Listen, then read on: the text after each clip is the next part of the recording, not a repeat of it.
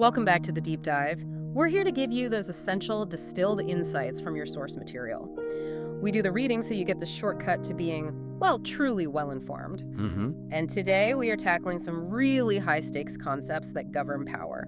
We're looking at the dangerous difference between true freedom and mere indulgence. And how that ethical line, that separation, dictates behavior everywhere, from personal discipline all the way up to global strategy and corporate leadership. Exactly. The source material we're digging into today is derived from a deep reflection on spiritual principles, specifically from the book of James. Right, but our mission here is to sort of strip away the purely theological language. We want to find the universal management and, I guess, ethical mandate that's hidden inside. So what's the core tension here? The source identifies something that I think is profoundly relevant to any leader, any organization, really. It is. It's this idea that genuine liberty is constantly, and I mean constantly, being mistaken for self-indulgence. Right. We see influence or resources or capacity, what we think of as freedom, and it just gets used for, unrestrained self-will.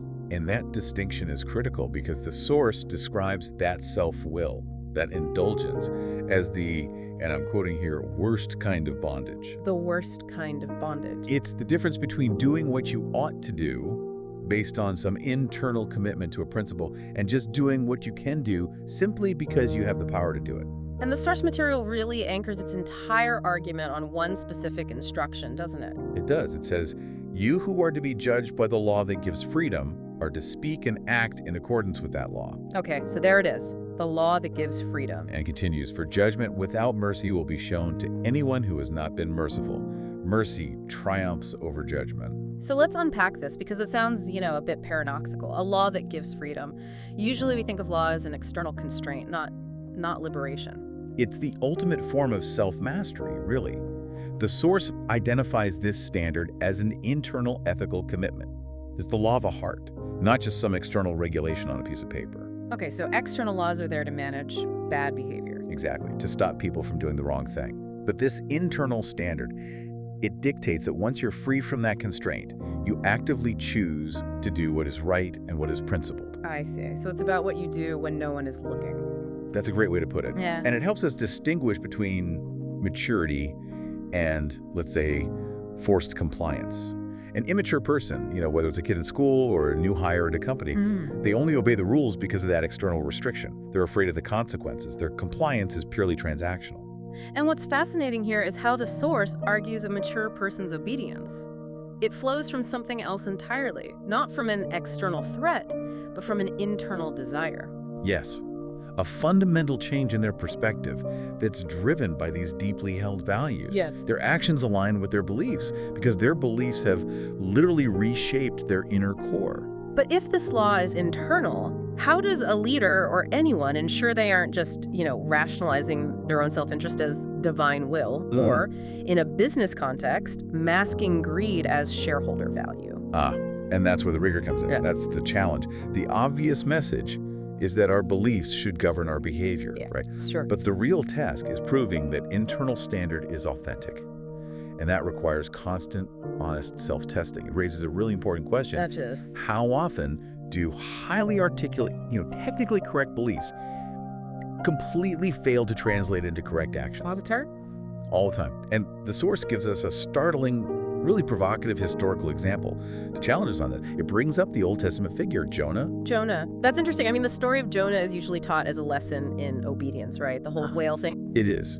But the source uses him for a completely different purpose. We're told Jonah possessed, and I love this phrase, amazing theology. Amazing theology. He understood the cosmic plan. He was highly intelligent. He knew God's explicit will. He had all the right answers. But the source points out that his actions revealed him to be a hateful, resentful person.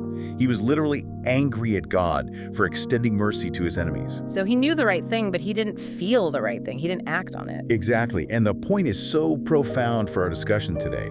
Simply possessing the correct doctrine, whether it's spiritual, political, or managerial, it doesn't automatically equal correct, ethical, or loving behavior. In fact, it sounds like that high-level abstract thinking can actually become a mask for some very practical, very selfish conduct. It's a dangerous form of rationalization. Your intellectual freedom becomes a cage. So, connecting this back to the listener, the real measure of your conviction isn't what's in your head.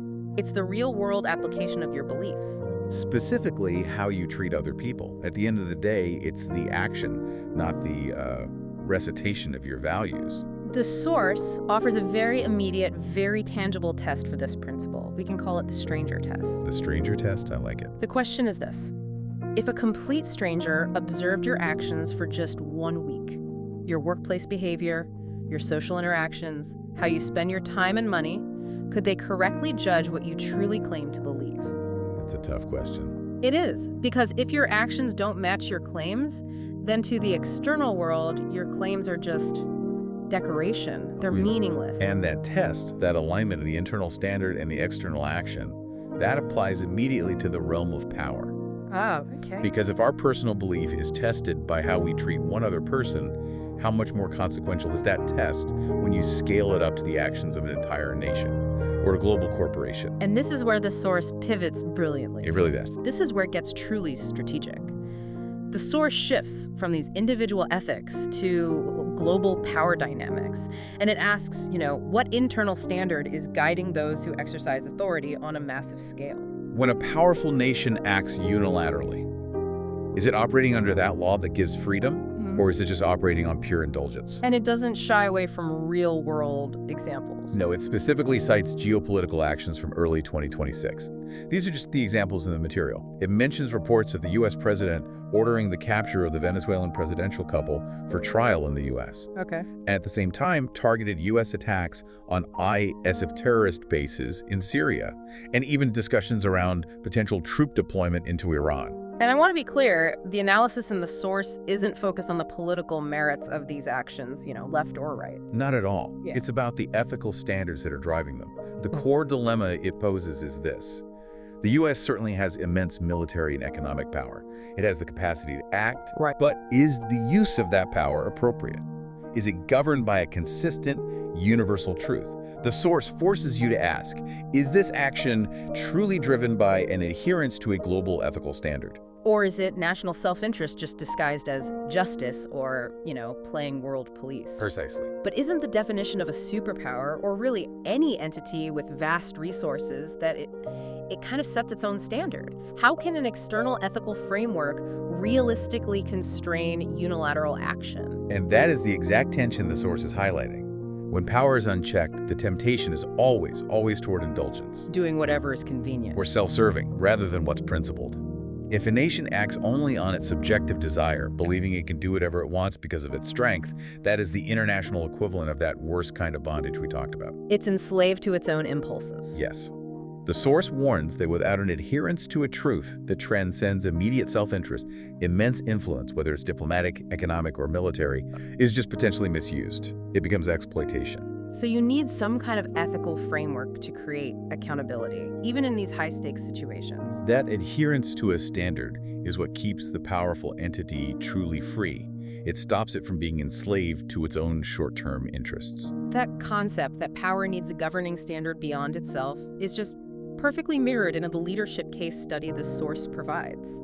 And this brings us right into the corporate world. And I want to focus on this hospital example because the source uses 2 specific books that together illustrate a perfect dichotomy for any modern leader. It's a great example. This involves Pastor Hu Zikang, who was the 18th chairman of Mackay Memorial Hospital.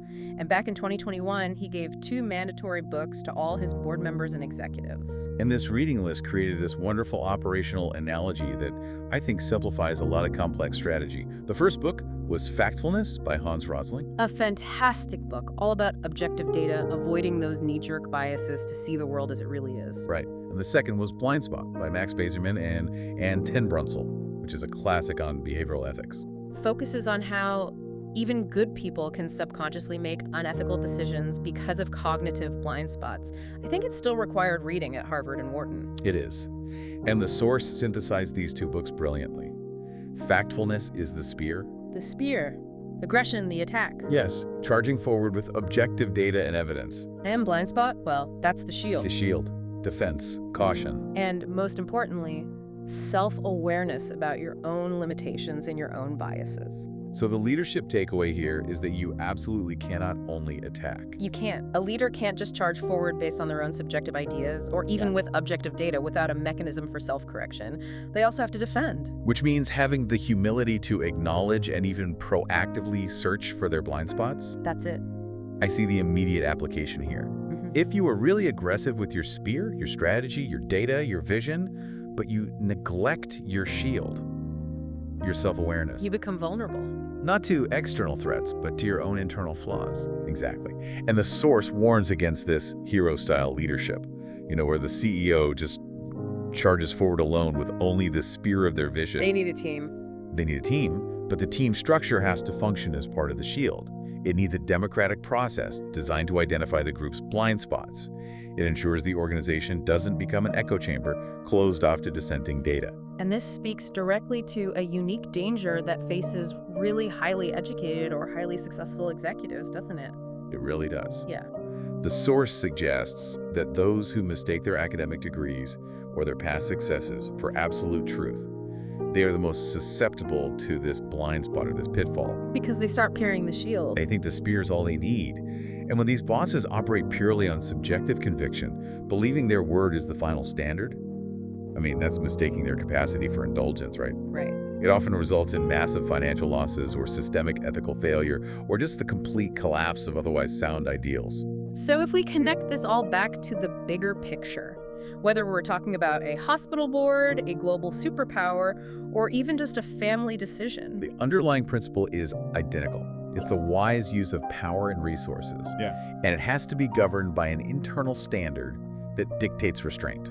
So if we were to distill this down to a managerial mandate, the source brings us back to these really foundational truths, these basic ethical principles, and it applies them to modern power dynamics. It emphasizes the concept of temperance or self-control as a necessary wisdom for anyone in a position of authority. Temperance is the mechanism of the shield. It's that internal check that ensures the spear, your influence, your resources, your education is used wisely. And not wastefully or aggressively just for self-interest. Right.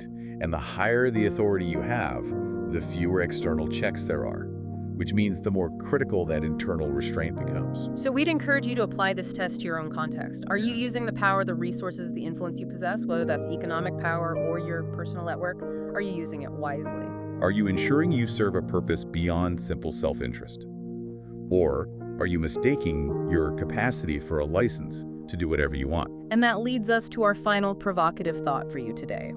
It builds on the source's insistence that mercy triumphs over judgment. Consider this. In what areas of your life, be it personal, professional, or social, are you currently being overly judgmental or maybe too aggressive? When restraint and mercy are what the situation truly demands. Exactly. Recognizing that moment of necessary restraint, that is the highest act of self-aware freedom. That is a perfect and a powerful place to leave our deep dive for today. Thank you for joining us. We'll see you next time.